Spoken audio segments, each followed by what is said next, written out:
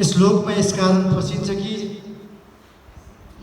जहाँ प्राकृतिक धातुहरूलाई असर हुने जुन खनिज पदार्थदेखि लिएर जुन उत्खनन गर्छौँ, अनुचित बोट बिरुवाहरू काटछाँट र डढेलो लगाउने, अनुचित पहरा फेरि फोरी माटो र ढुङ्गा निकाल्ने, देवदेवी नागहरूका स्थानमा हानि गरी त्यस स्थानमा घर आँगन स्थापित गर्ने अनि नाग देवताहरू आवागमन जस्ता पैदल स्थलमा परिणत गरी त्यो स्थलहरूलाई आवागमन स्थलमा परिणत गरेको खण्डमा माटो र ढुङ्गा निकाली अन्यलाई बिक्री गर्ने अनि पानीका मुहान र शिर विनाश गरी, जुन पानीको शिर मुहानै विनाश गरिसकेपछि प्राणीले जल कसरी सेवन गर्न पाइन्छ? अनि संसारमा पानी बिना हामी कहाँ बाँच्न नै सकिन्छ र? अनुचित ताल पोखरी नष्ट गर्ने, स्थानीय जल प्राणीहरूका जीविका विहीन गरी नाग हत्या र नागमा रहेका तत्त्वहीन गर्ने, नागमा रहेका तत्त्व जुन नागमणि भन्छ त्यस्ता तत्त्वहरूलाई हीन गर्ने, नाग स्थानमा काटमार गरी पूजा गर्ने, सांसारिक देव या पिचास मानी प्राणीहरूलाई अहिर जिताई दुःख पीडाको निमित्त पूजा चढाउने, आफू मात्र नभई अरूलाई पनि लगाउने, विशेष त व्यक्तिको लागि संसारका बाह्य अन्तर प्रकृतिका स्वरूपलाई हानि पुग्ने कर्म गर्नेहरू नै यस लोकमा फस्ने निश्चित छ।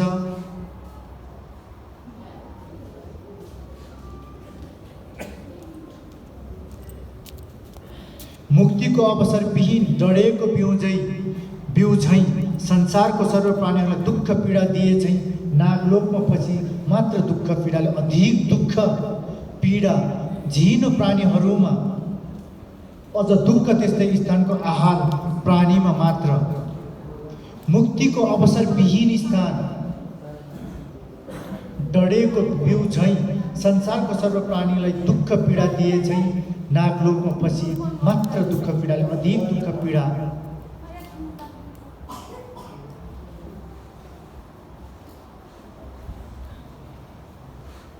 म फस्नुपर्ने हुन्छ। कठैबाट सांसारिक दुःख प्रकृति होइन, सधैँ दुःख नित्य वा निवारण अवसर नहुने पनि होइन, दुःखको निवारण अवसर नहुने पनि होइन, दुःखको हेतु भएकाले नै परिणाममा दुःख निश्चित छ। दुःखको हेतुले लोक स्पर्श भए तापनि दुःखको यसमा निश्चित रहेको छ, दुःखको परिणाम निश्चित रहेको छ।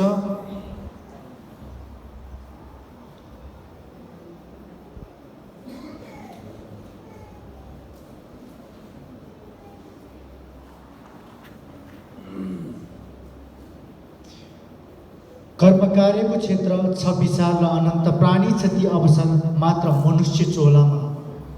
मनुष्य चोलाले मात्र हामीले यो अवसर प्राप्त गर्न सक्नुहुन्छ। लाभ अलाभ विश्लेषण गरी हित गर्न सकेमा दुःख मुक्त भई मैत्री धर्मका अमूल्य तत्त्व प्राप्त हुनेछ।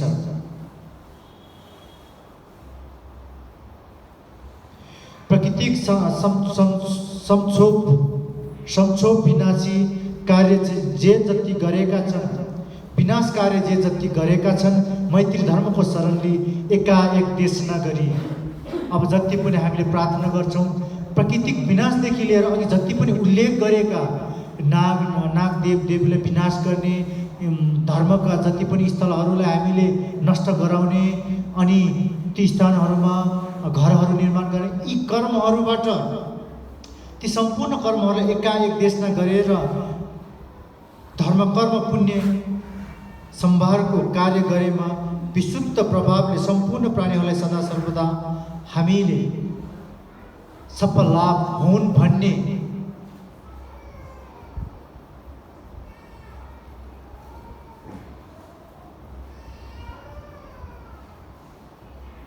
आत्मा बोध र स्मरण गरी हामीले धर्म अभ्यास गरेमा निश्चय नै ती दुःखको अवस्थाबाट हामी पार हुन सकिन्छ। अर्को लोक भनेको माछालोक। माछालोकको दुःख भारी चाहिँ प्रत्येक समुन्नतवादमा केही त्रुटिले पक्कै पनि यसको जानकारी तपाईहरुलाई पनि प्राप्त भइसकेको छ। हुन त धेरै लोकहरूको जानकारी, सम्पूर्ण लोकहरूको जानकारी केही संक्षेपमा तपाईले प्राप्त गरिसक्नु भएको छ। एक समयमा दुई ध्यानी अन्तिम अवस्थामा श्रेष्ठ पूजा जल जमिनमा परेकोले मोक्षको बाधा विशाल समुद्र उत्पन्न भई दुई ध्यानी जगत प्राणीहरूको निमित्त माछाको रूपमा आदेश अनुसार अवतरित भएकोलाई नमन गर्दछौँ। संसारिक दुःखबाट मुक्त भए तापनि प्राणीहरूको निमित्त अझ संसारमै अचल आलम्बनमा दुःख पारको लागि त्यहाँ विराजमान भएकोलाई नमन गर्दछौँ। के वचन गर्नुहुन्छ भन्दाखेरि जुन समयमा एउटा सानो त्रुटिले पूजा गर्ने समयमा जल आकाशतर्फ छर्नुपर्ने, जुन दुई ध्यानी हुनुहुन्छ आकाशतर्फ गुरुहरूको वचन र बानी प्राप्त गर्ने हुने बित्तिकै आकाशतर्फ छर्नुपर्ने जललाई भनौँ भुलवश जमिनतर्फ छरेको कारणले गर्दाखेरि विशाल समुद्रको उत्पन्न भएर उहाँहरू एउटा माछाको स्वरूपमा त्यही नै फस्नु भएको छ।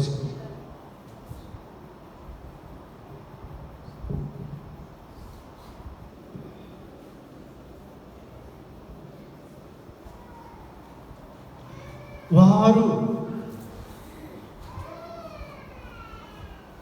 स्वयं आफू मोक्ष हुनुपर्नेमा मोक्षको बाधा ती जल विशाल समुद्रमा परिणत भइसकेपछि उहाँहरू दुई ध्यानी जगत प्राणीहरूको निमित्त, दुःखमा परेको जगत प्राणीको निमित्त, उहाँहरूको निमित्त उद्धार गर्नको निमित्त नै आफूले त्यस लोकमा कर्म भोगेर रहिरहनुपर्ने अवस्थामा रहनु भएको छ। उहाँहरू गुरु नै हुनुहुन्छ तर माछाको रूपमा। त्यो लोक सुख प्राप्ति न्यून छ तर अधिक दुःख रहेको लोक हो।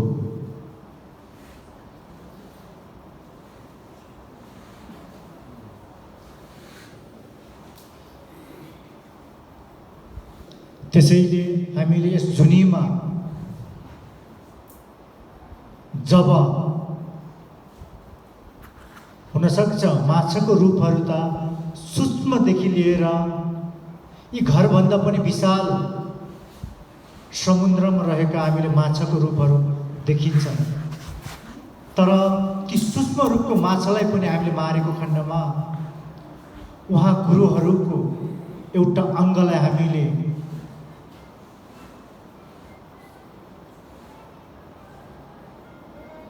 अर्थात् गुरुहरूको एउटा रूपलाई नै हामीले हत्या गरेको बराबर हुन जानेछ।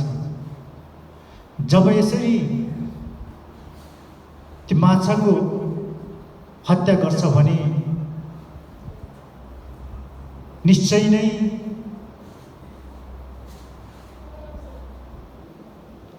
हत्याको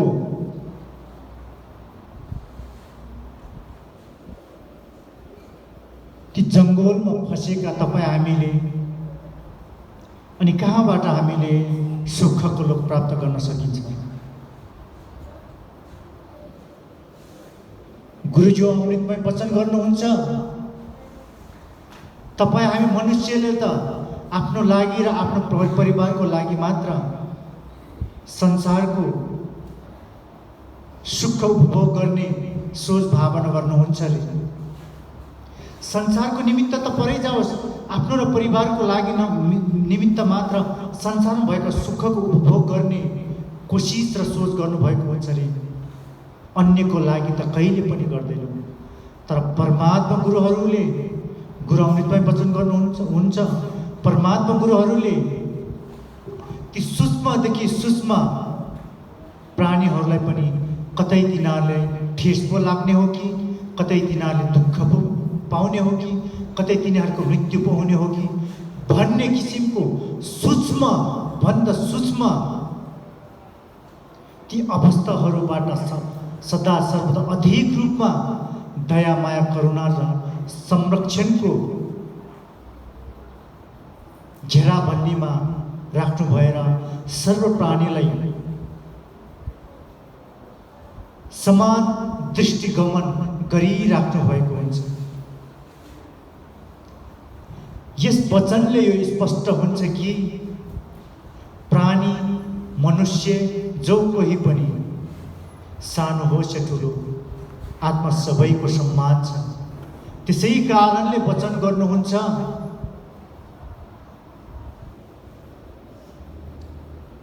शरीरको कत्ले ठुलो होइन, शरीरको कत्ले सानो ठुलो जे भए तापनि विभिन्न पदावली, पद, धन दौलतको हिसाबले कोही उच्च होला, कोही न्यून होला। यस्ता विषय अनुरूप हामीले धर्ममा ती स्थानलाई नहेरी सम्पूर्ण प्राणीको आत्मा चाहिँ सम्मान हुन्छ है। त्यस कारणले गर्दाखेरि हामीले सबैले सम्मान उत्तिकै रूपमा गर्नुपर्छ भन्ने वचन गर्नुहुन्छ। यसैले म तपाईलाई एउटा अर्को विषय जोड्न गइरहेको छु। बल्ल त तपाईँ हामीले सत्य गुरुको धर्म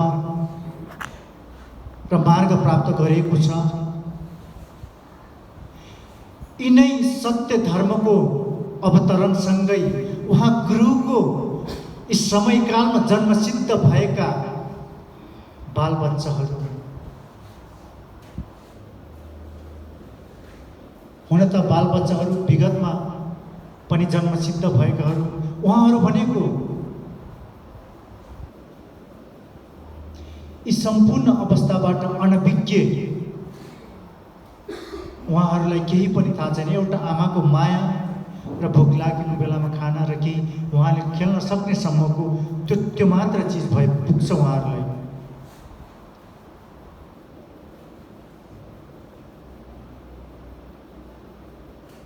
धर्मले यो भन्नुहुन्छ, अघि मैले भने चाहिँ जुन गुरुको वचन अनुरूप मैले जे भने आत्मसम्मान रहेको हुन्छ, सम्मान गर्नुपर्छ भन्ने विषय भने तापनि, तर यस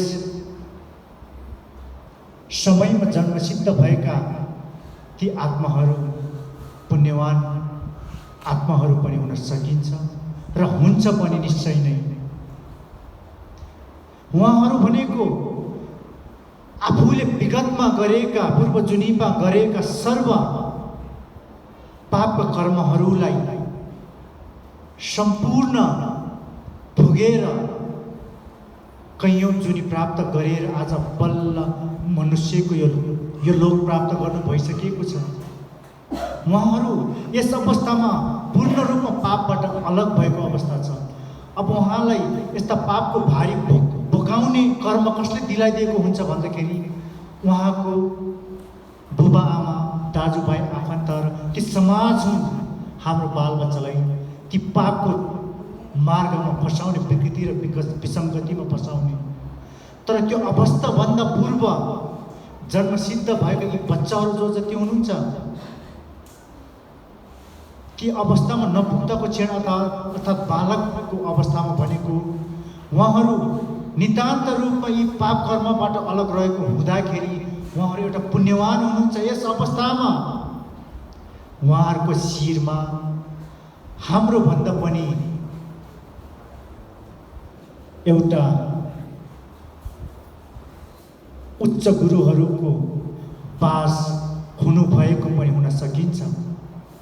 भनेपछि स्पष्ट गराउँदछु कि हाम्रो शरीरको कत्ले होइन, उहाँको कर्मले प्राप्ति स्थानले उहाँ हामीभन्दा पनि उच्च हुन सकिन्छ। त्यसैले ती बच्चालाई बुझ्ने हो भने हामीले आफूलाई भन्दा पनि उहाँलाई बढी सम्मान गर्नुपर्ने हुन्छ, किनकि उहाँको कर्मको कारणले उहाँको शिरमा हामीले भन्दा पनि उच्च गुरुहरू प्राप्त गरिरहनु भएको हुन्छ।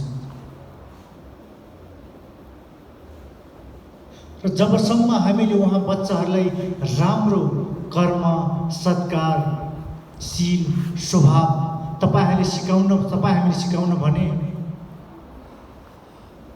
अब यो सिकाउने व्यक्ति चाहिँ को हुन सकिन्छ। त्यसकारणले यी रूपहरूको सर्व सहज रूपमा जीवनमा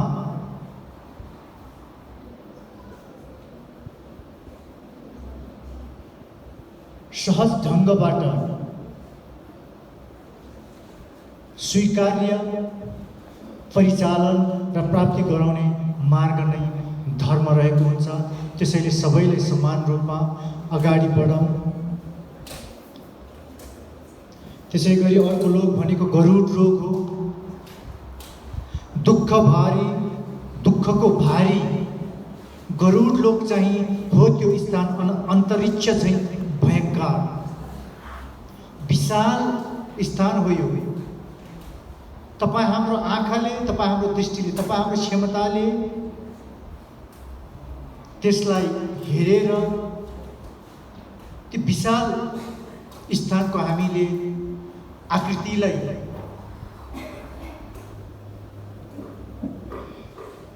आफूले गौर गर्न सक्दैन, त्यसलाई लिन सकिँदैन। अनिश्चित छ प्रकृति धातु, असन्तुलित छ, निरन्तर व्याप्त छ अनेकौं ध्वनि भएको, जसले ईर्ष्याले र कुविचारले प्राणीहरूलाई, अब कस्तो व्यक्ति चाहिँ त्यहाँ फसिन्छ भन्दाखेरि जसले ईर्ष्या गर्छ, लोभडा ईर्ष्या भन्छ नि, अनि कुविचारले प्राणीहरूलाई भय देखाई, डर त्रास देखाई, आफ्नो क्षमताले डर त्रास देखाई, अब बन्दुक देखाएर हुन्छ कि, अब गाली गलौज देखाएर हुन्छ कि, खुकुरी तरवाल देखाएर हुन्छ कि, हर किसिमको रूपबाट भय देखाएर एवं थिचोमिचो गरेर एउटा शक्ति र पद योग्यताको आधारमा ती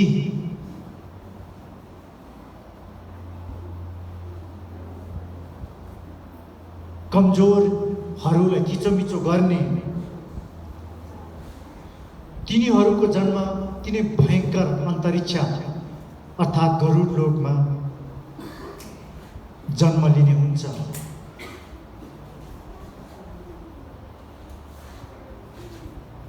त्यहाँ भनेको यस्तो ध्वनिको प्रहार हुन्छ, त्यो ध्वनिको प्रहारले नै हाम्रो आत्मा त्यहाँ छिन्न भिन्न भङ्ग भइदिन्छ।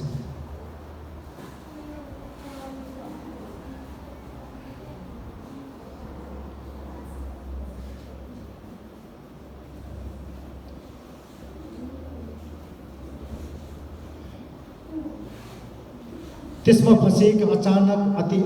फसेका भोगी प्राणीहरू चाहिँ अचानक अति भयङ्कर ध्वनिले शरीर र आत्मा दुवै छरिन्छ, टुक्रा टुक्रा भइन्छ।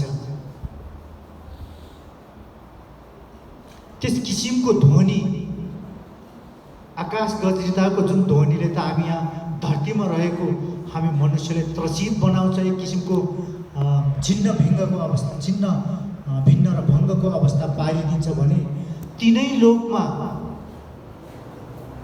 त्यो आकाश गजरेको भन्दा पनि हजारौं गुणाको ध्वनिको त्यो छेउमा हामी रहँदाको अवस्थाले हामीले कहाँ थाम्न सकिन्छ? हाम्रो शरीर अनि हाम्रो आत्मा टुक्रा टुक्रा भएर छेद विच्छेद भएर हामी त्यहाँ विलीन भएको अवस्था हुन्छ।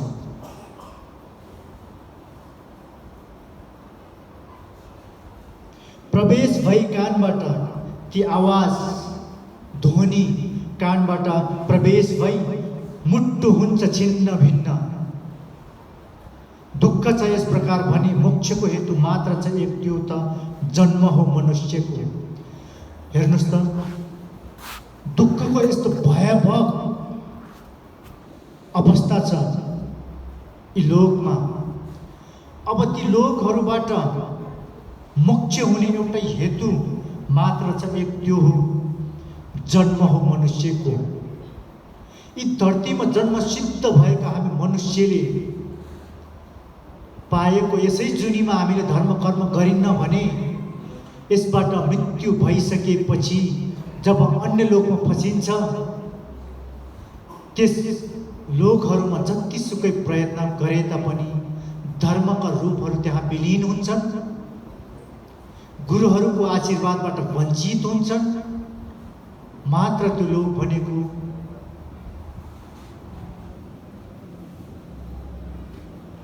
यिनै दुःखका पीडाका जन्जालले घेरिएको लोक हो।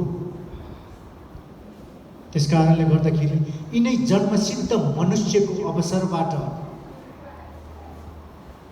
धर्म कर्म गरी यसै जीवनमाबाट पनि सुखको उपभोग गर्दै मृत्यु पश्चात परम सुखवती लोकमा पुग्ने कोसिस प्रयत्न सबैले जारी गरौँ, अग्रसर हौँ भनी मैत्री अनुरोध पनि गर्दछु।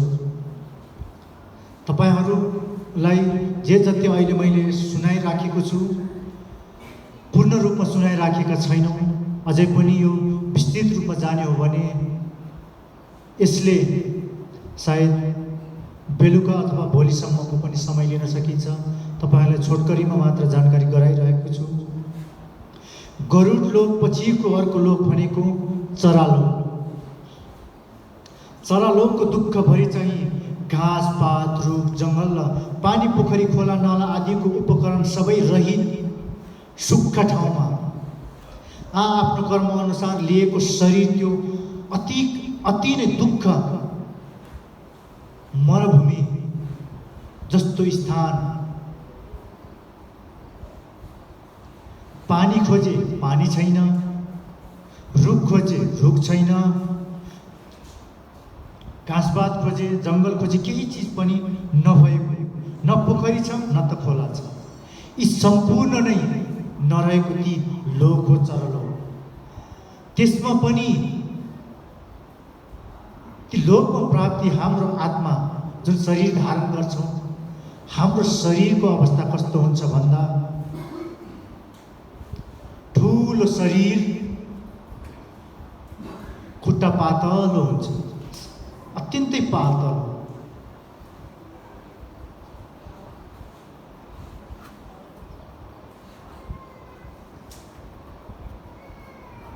यस्तो हेर्दैमा के हुन्छ भन्दाखेरि उसको शरीर र खुट्टाको अवस्था हेऱ्यो भने ती खुट्टाले धान्न नसक्ने अवस्थाको यतिसम्मको बोझ हुन्छ कि कहिलेकाहीँ तपाईँ हामीले हुन त भारी बोकेका केही त्यस्ता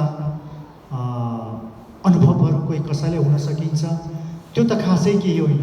एउटा धरती आएर हाम्रो शिरमाथि नै हामीले बोक्नु परेको जस्तो, आकाशले थिचिएको जस्तो, कहाँ भयङ्कर एकदमै थिचिएको अवस्थाको शरीर हो त्यो।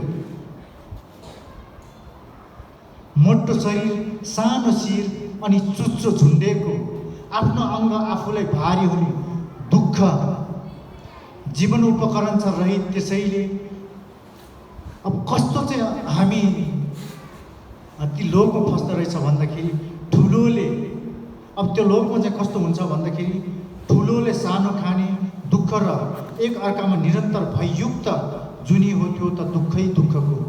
त्यसमा चाहिँ एउटा ठुलो प्राणीले अर्को सानो प्राणीलाई खाइदिने दुःखै दुःखको लोक।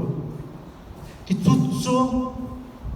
चुच्चो उसको चुच्चोले थुँगेर छिन्न भिन्न पारेर घावै पारेर ठुलोले सानोलाई खाने कति पीडा छ त्यसमा। एउटा काँडाले घोज्दासम्म त हामी कति छटपटिन्छौँ भने शरीरभरि ती चुच्चो मुखले घोज्दाको अवस्था, उछिन्नेको अवस्था देख्दा कति पीडा होला ती शरीरमा। त्यस प्रकार अकुशल छ दुःख यसरी वचनद्वारा हुने अकुशल। यस प्रकार मिथ्या विचार कसरी फसिन्छ त हामी ती लोकमा। मिथ्या विचार भावना गरी अनि मनमा खराब सोच गर्ने, बोल्ने, अरूको मर्म कुनै नबुझी उसको मर्मलाई रुवाउने, छेदविच्छेद गरिदिने,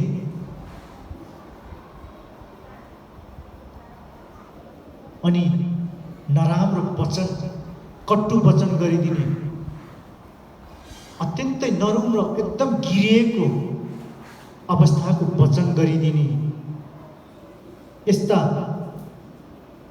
भावनाले यस्ता विचारधाराले हिँडेका व्यक्तिहरूलाई मृत्यु पश्चात ती लोकमा फस्ने हुन्छ।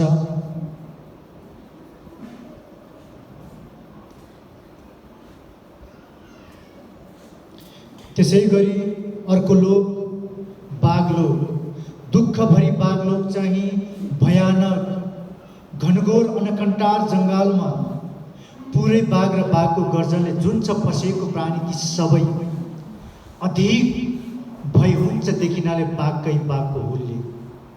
त्यसको सामु पुग्ने अवस्थामा उठेका शरीरका रौँ बेहोस भई क्रोधित भई बाघले खाने त्रासमा क्रममा भयभीत शरीरबाट ज्योति प्रकट भई शरीरबाट ज्योति प्रकट हुने अवस्थामा आइलाग्ने क्रोधित ती बाघ सबै भयभीत जो प्राणीहरूको स्थानबाट छेदमै विलिन भई त्यस स्थानबाट यस प्रकार कुन हो त्यो हेतु प्रयत्न घटेको घटनाप्रति अचम्मित भई प्राणीहरू त्यस प्रकार हैन रहित हेतु प्रयत्न पनि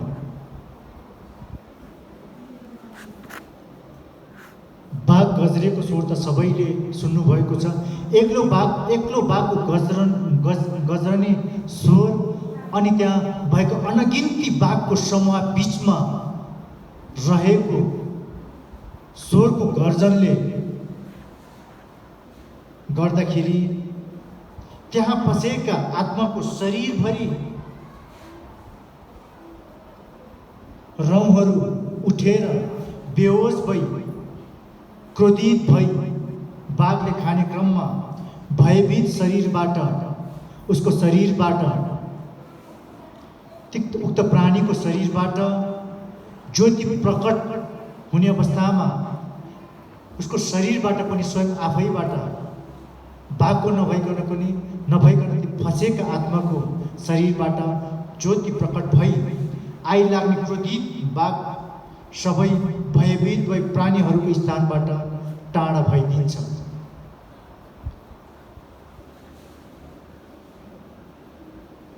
एउटा सानो जङ्गलमा त बाघ आयो भन्दा त हामी बाघ आउँछ भनेर मनमा नै डर गरेर हिँडिराखेको हुन्छ भने बाघ देख्नै नपर्दाको डर त्यसमा पनि अनि अनेकौँ अनगिन्ती बाघहरूको बिचमा बस्नु पर्दाको डर कस्तो हुन्छ तपाईँ हामीले पनि बुझ्न सकिन्छ। त्यस्ता भयभीत त्रसित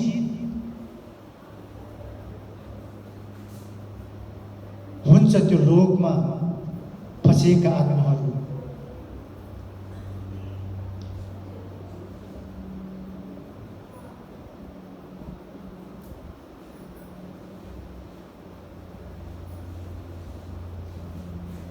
त्यस लोकमा पनि फसेका प्राणीहरूको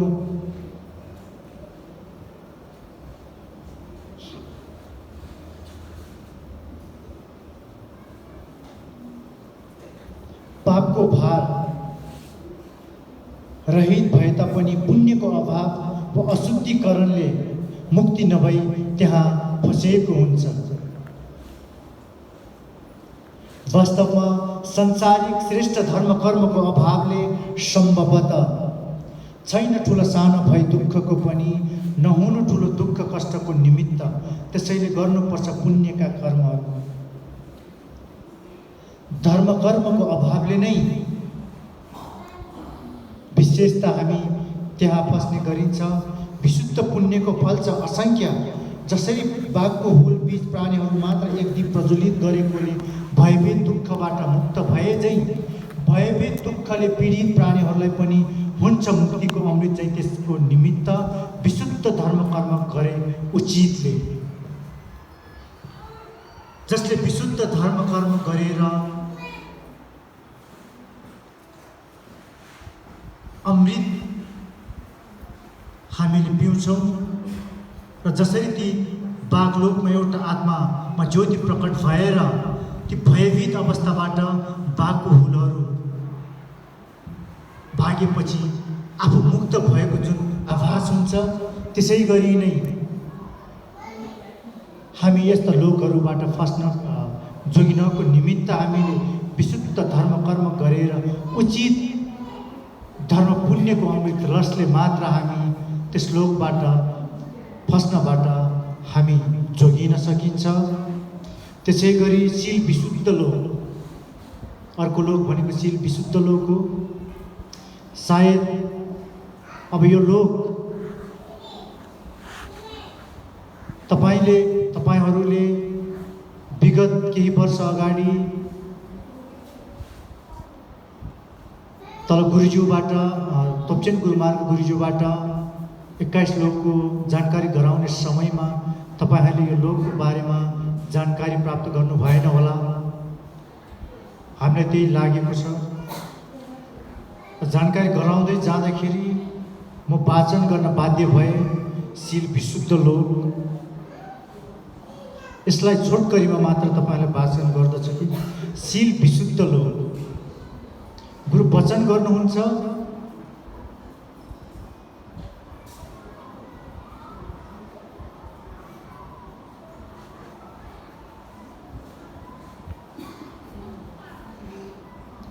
धर्म गरेर पनि पालन नगरेको कारणले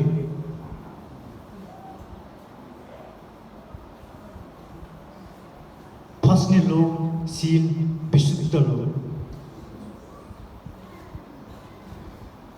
धर्म कुन रूपमा गर्ने भन्दाखेरि भौतिक शरीरलाई, अर्काको दृष्टिलाई आकर्षित गर्ने रूपमा मात्र भौतिक शरीर परिचालन गर्ने, तर भित्र हृदयदेखि नै धर्म नीति नियममा पालन रही धर्म नगरेकाहरू फस्ने लोक नै सील विशुद्ध लोक हो।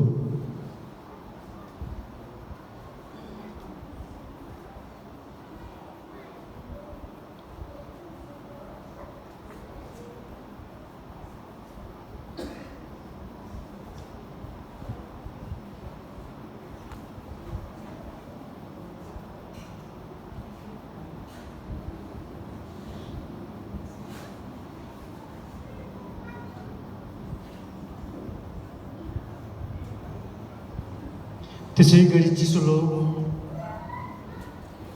चिसो लोकको दुःख भरि चाहिँ जमेको बरफले जहाँ त्यही ढाकेको ओहो असहनीय चिसो लोकमा, त्यसमा चल्ने अधिक चिसो हावाले फसेका त्यसमा सर्व प्राणीहरूको शरीरको मंसा छाला सबै फुटेर काम्दै मुटुको नसा पनि ढङ्ग्रिने।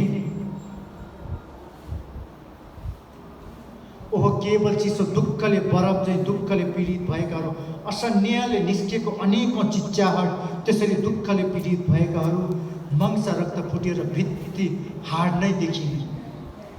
चिसो लोक यस्तो कठिन र यस्तो कष्टदायक लोक हो।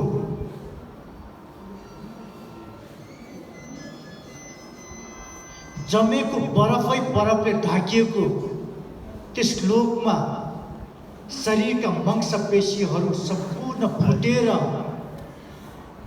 भित्री मुटुको नसा नै ढङ्ग्रिएको अवस्था। चिसोले जमेको एउटा सञ्चालित नभएको अवस्था। अनि ती नसा र मासुका यी सम्पूर्ण पत्रहरू फुटेर नै हड्डीहरू देखिएको अवस्था। अनुभव गर्नुहोस्, चिसो मौसममा हामीले कति चिसो हुन्छ। त्यस अवस्थामा त हामीलाई न्यानोको कति आवश्यक पर्छ भने ती हिउँले चारैतिरबाट ओगटेको यो संसार, त्यो लोकमा फस्नु पर्दाको छेड भनेको असह्य चिसो। अनि चिसोमा सानो घाउ हुँदाको पीडा कति साह्रो हुन्छ। यस्ता पीडादायक जीवन व्यतीत गरेर रहनु पर्ने ती लोक, अनि हावा पठाङ्ग्री, हावा नै हावा बहिरहने ती लोक हो चिसो लोक।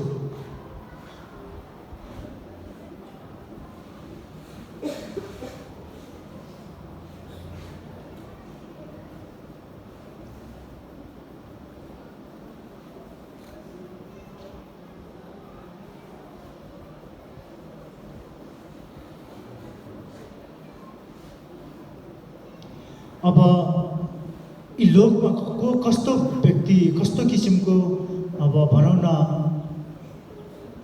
कर्म गरेकोहरू फसिन्छ भन्दा संसारमा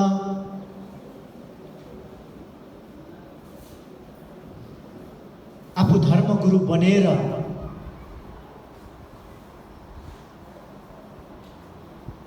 सुमधुर मिठास फुलफुट्ट भरेको वचन र स्वरले हामीलाई मोहित गर्ने अनि त्यसको वास्तविक व्याख्या चाहिँ उल्टो गरिदिने। जब हामीले त्यसको वास्तविक व्याख्या उल्टो गरिन्छ भने हामीले कहिले पनि सही चीजको ठोस चीज हामीले प्राप्त गर्न सकिँदैन। जुन चीज जे हो त्यसको वास्तविक व्याख्याको आवश्यकता रहन्छ हामीलाई। त्यो चीज नै प्राप्ति नहुने गरेर उल्टो व्याख्या गरिन्छ भने आज हामी रणभुल्लामा परिनुको कारण पनि त्यही हो। जसरी आज संसारमा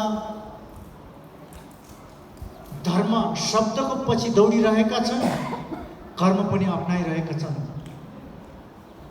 तर पनि अपनाएका ती धर्मका रूपहरू सत्य धर्मको नीतिभन्दा विपरीत र उल्टो गरिराखेका छन्। त्यही कारणले पनि आज संसारमा असंख्य प्राणीहरू जुन आकाश र यस धरतीको बीचमा भौतारिरहेका छन् त्यसको प्रमुख कारण यही रहेको छ। यसरी उल्टो व्याख्या गरिदिने कारणले नै त्यस्ता व्यक्तिहरू विशेष गरेर यस लोकमा फस्ने गरिन्छ।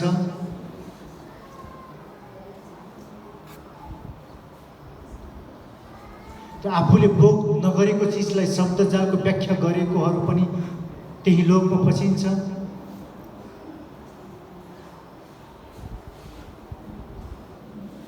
र गुरुहरूको अमृतमय वचन र धार्मिक वेदहरूको देवदेवीको अमूल्य सिद्धिहरू आफूमा युक्तिको मिथ्य वचनले श्रद्धालु र संसारलाई भ्रम गरी मूल रहित, त्यसको मूल्य रहित श्रवण गराइदिने सुनाइदिने कारणले नै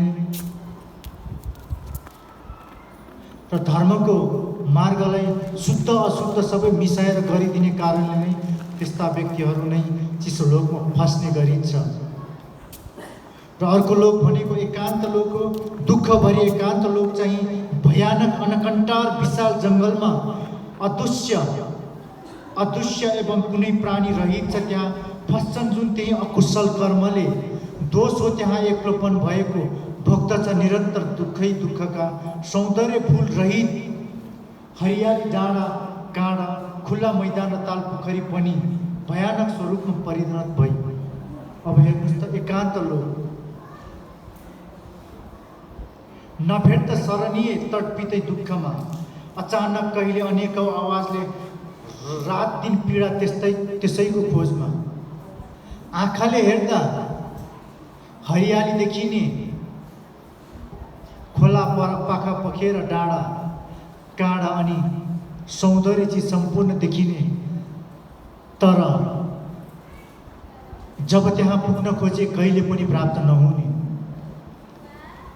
त्यस्तैमा मात्र फसिएर त्यसैमा भुलिएर तडपिँदै भौतारिँदै त्यस्ता किसिमको भौतारिएको दुःखको छेडमा नै आफ्नो समय व्यतीत भइरहने।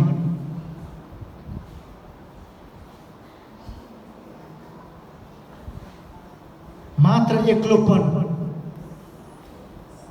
कोही पनि नरहने नभेटिने ती क्षण र ती लोक नै, ती अवस्था नै एकान्त लोकको भयानक स्वरूपमा परिणत। र त्यसभित्र पनि अचानक कहिले अनेकौं आवाजले रात दिन पीडा त्यसैको खोजमा एकै स्थानमा एक्लोपनले भयभीत भई खोजीमा कुनै अचानक दलदलमा र उपाय रहित परिने, कहिले ठुलो खोला नालाको मारमा पुरिने, कहिले पहिरो र काठपातले, कहिले भयानक आँधी बेह्रीले र दिनमा तापका करण र रातमा चिसोले सधैँ भोक प्यासका पीडाले मात्र दुःखको कर्महरू चाहिन्छ। अब हेर्नुहोस् त कति दुःख रहेछ त्यहाँ। एक्लोपन सो त छँदैछ, प्राप्ति नहुने सो त छँदैछ। यदि प्राप्ति भए तापनि ती प्राप्तिभित्र बल्ल प्राप्त भयो भनेर त्यहाँ आफू मुचिन जाँदा अनेकौँ दलदलमा त्यही फसिने, कुनै उपाय र विकल्प त्यहाँबाट नरहने निस्कनको लागि पनि। अनि तपाईँ खोला नाला बाढी पहिरोको मारमा पर्ने, अनि कहिले पहिरोले पुरिदिने त कहिले भयानक आँधी बेरीको बिचमा फस्ने र मरुभूमि चाहिँ अत्याधिक तापको गर्मीमा रहनुपर्ने, अनि चिसोमा अत्याधिक कठ्याङ्गित चिसो, जुन हामीले अहिलेसम्म पनि यो संसारमा सोचेको पनि छैन, पाएको पनि छैन, भोगेको पनि छैन। त्योभन्दा पनि अधिक चिसोको मारमा फस्नुपर्ने, यस्ता अत्याधिक कठिनताको अवस्थामा गुज्रिनुपर्ने ती लोक एकान्त लोक हो।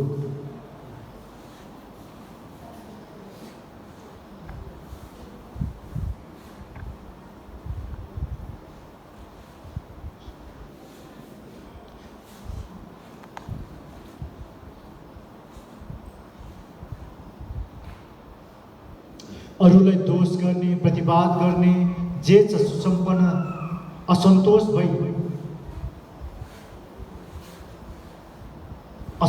भइरहने, अरूले गरेको विषयवस्तुहरू प्रति असन्तोष भइरहने, ईर्ष्या गर्ने,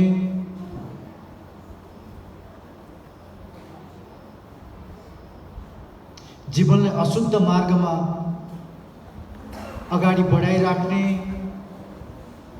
स्वयं आफू एक्लोको लागि मात्र सोचिरहने,